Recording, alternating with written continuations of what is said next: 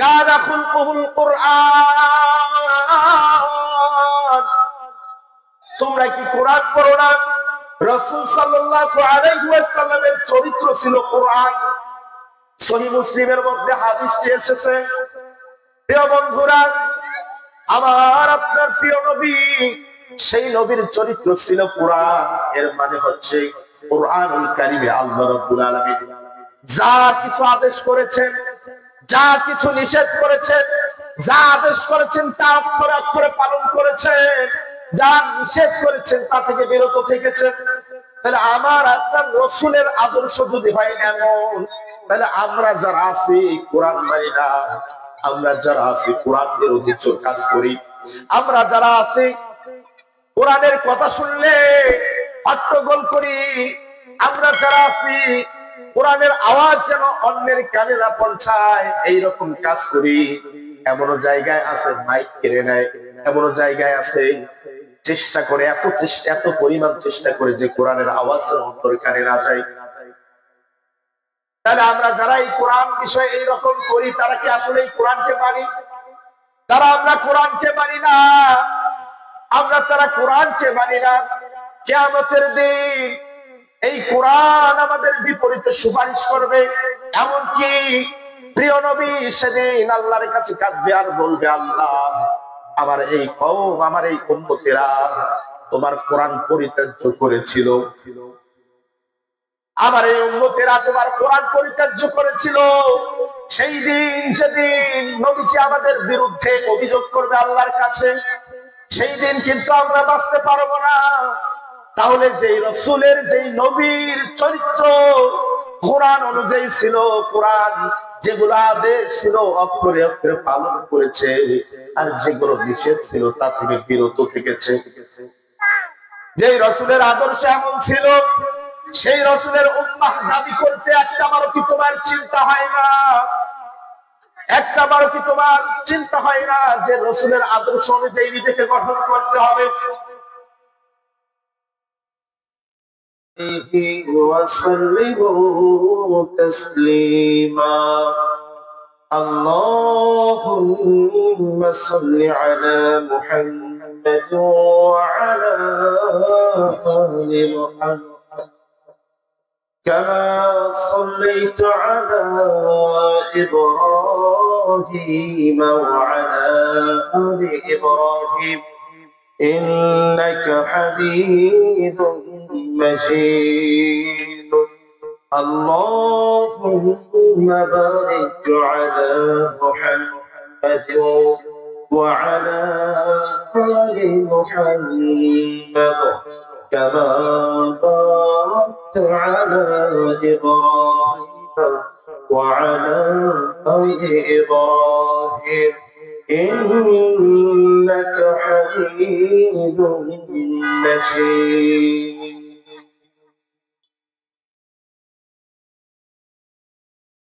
আমরা আজকের এই তাফসীরুল কোরআন মাহফিল আল হেরা নুরানি ও হাফিজিয়া মাদ্রাসা থেকে হাফেজ ছাত্রদের পাগড়ি প্রদান উপলক্ষে আজকের বার্ষিক ওয়াজ মাহফিল, আমাদের প্রধান আলোচক, আমাদের প্রধান অতিথি এবং পোস্টারের মধ্যে যত অতিথিবৃন্দদের নাম আছে, আল্লাহ রাব্বুল আলামিন এই তাফসীরুল কোরআন মাহফিল সহ সকল অতিথিদের নাম আল্লাহ দ্বীনের খিদমতে সবাইকে কবুল করুন। আমরা বলছি আমিন। আমরা আলোচনার শুরুতেই মহান রব্বুল আলামিনের দরবারে শুকরিয়া জ্ঞাপন করছি যে আল্লাহ রাব্বুল আলামিন আমাদেরকে সকল প্রকার অসুস্থতা থেকে, সকল প্রকার পেরেশান থেকে রব্বে কারীম আমাদেরকে হেফাজত করে আজকের এই কোরআনের মাহফিলে আসার এবং বসার সুযোগ করে দিয়েছেন। সেই রবের শানে আমরা শুকরিয়া জ্ঞাপন করছি, বলি আলহামদুলিল্লাহ।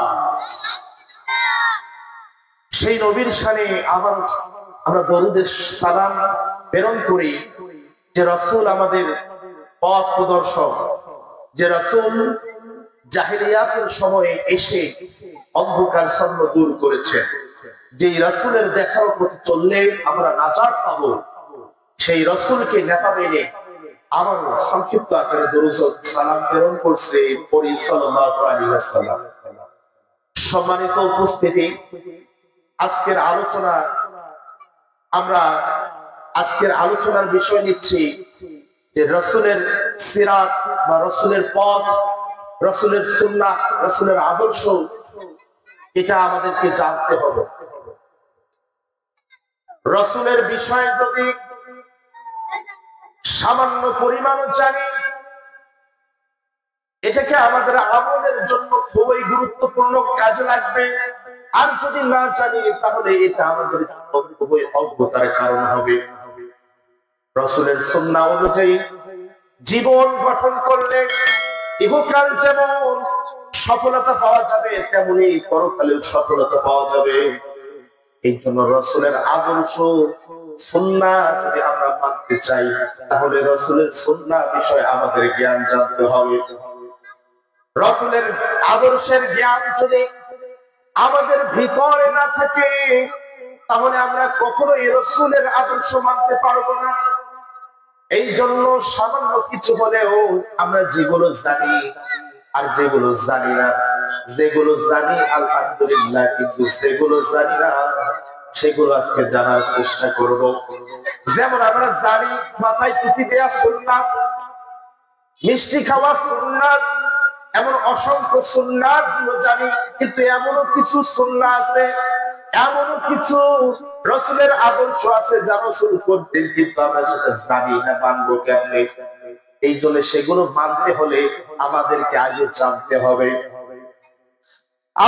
আগে জানতে হবে, বিশ্ব নবীজির চরিত্র, বিশ্ব নবীজির আদর্শ এত সুন্দর, এত উত্তম, যে আদর্শের প্রশংসা স্বয়ং রব্বে কারীম বলেন, যে আদর্শের প্রশংসা স্বয়ং রব বলেন, ওয়া ইন্নাকা লাআলা খুলুকিন আযীম।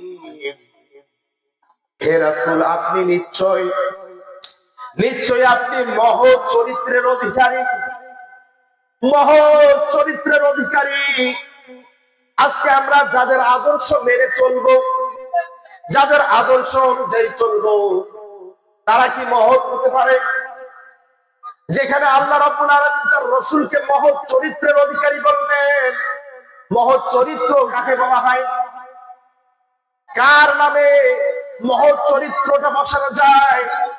রব্বে কারীম বললেন এই মহৎ চরিত্র খুলুকিন আযীম। এই খুলুকিন আযীম তো তাকেই বলা হয়, খুলুকিন আযীম তাকেই বলা হয় যার মধ্যে উত্তম নৈতিকতা আছে। খুলুকিন আযীম তাকেই বলা হয় যার মধ্যে সৎ চরিত্রতা আছে।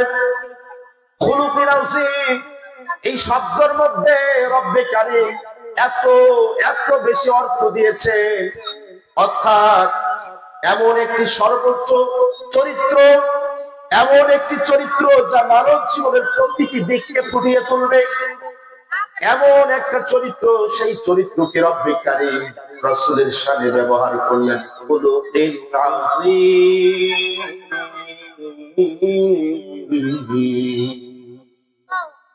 রব্বে কারীম বলেন, নিশ্চয় আপনি হে রাসূল, হে মুহাম্মদ সাল্লাল্লাহু আলাইহি ওয়াসাল্লাম, নিশ্চয় আপনি মহৎ চরিত্রের অধিকারী। সাহাবারা মা আয়েশা রাদিয়াল্লাহু তাআলা থেকে জিজ্ঞেস করলেন, আমাদের রাসূলের চরিত্র কেমন? মা আয়েশা রাদিয়াল্লাহু তাআলা বললেন, কানা খুলকুল কুরআন। তোমরা কি কোরআন পড়ো না? রাসূল সাল্লাল্লাহু আলাইহি ওয়াসাল্লামের চরিত্র ছিল কোরআন। সহিহ মুসলিমের মধ্যে হাদিসটি এসেছে। প্রিয় বন্ধুরা, আমার আপনার প্রিয় নবী, সেই নবীর চরিত্র ছিল কোরআন।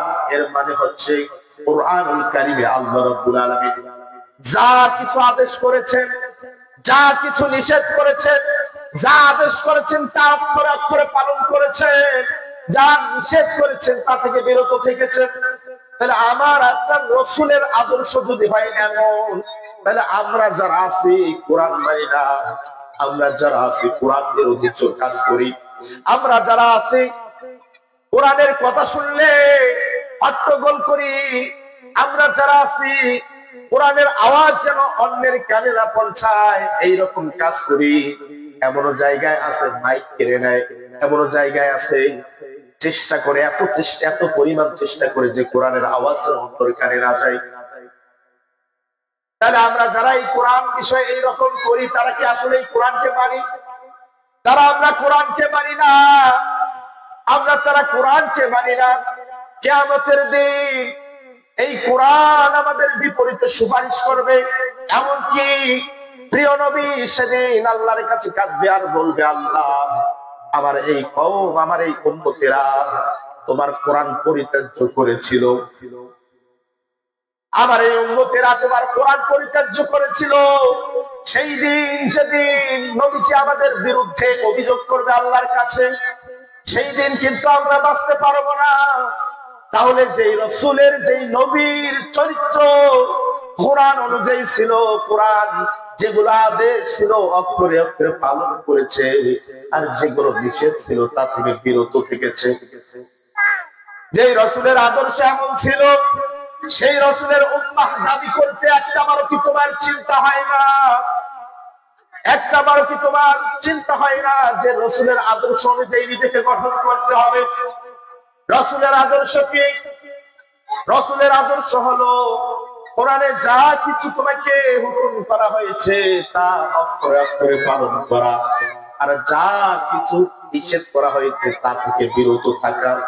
এটা যদি করতে পারি, রসুলের আদর্শ আমাদের মধ্যে সেটা ফুটে উঠবে, তাহলে আমরা রসুলের উম্মাত হিসেবে দাবি করতে পারবো।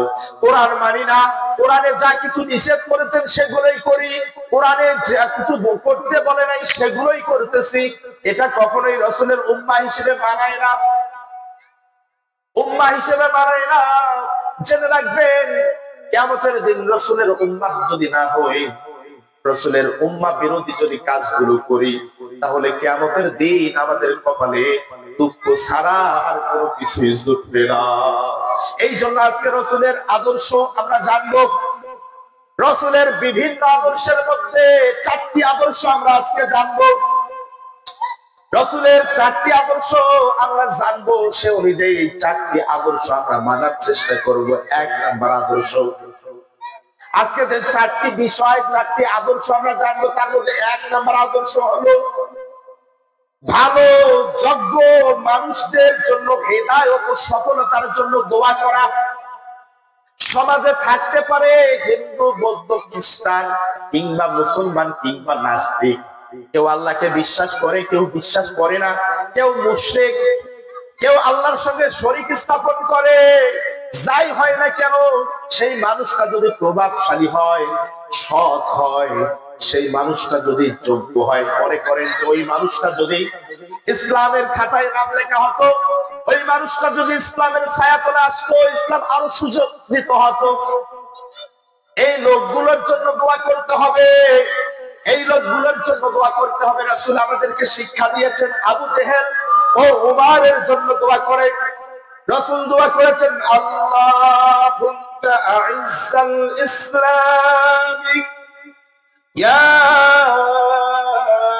হাব্বি হাদাইনির রুজুলাইনি ইলাইকা ইয়া আবি জাহিলি আও বিউমার ইবনে খাত্তাব। রাসূল সাল্লাল্লাহু আলাইহি ওয়াসাল্লাম দোয়া করেছেন, হে আল্লাহ, ইসলামকে ইজ্জত দাও, শক্তি দাও, মর্যাদা বৃদ্ধি করে দাও তোমার কাছে। এই 2 ব্যক্তির মধ্যে যিনি অধিক প্রিয়, আবু জাহেল অথবা উমর ইবনুল খাত্তাবের মাধ্যমে রব্বে কারীম দোয়া কবুল করে নিয়েছেন, হযরত ওমর রাদিয়াল্লাহু তাআলা আনহুকে কবুল করে নিয়েছেন। সুবহানাল্লাহ। এই জন্য আমাদের উচিত হলো সমাজে যারা যোগ্য এদের হেদায়েতের জন্য দোয়া করা এবং সফলতার জন্য দোয়া করা। রব্বে কারীম বলেন উলাইকা আলা হুদান মির রাব্বিহিম ওয়া উলাইকা হুমুল মুফলিহুন।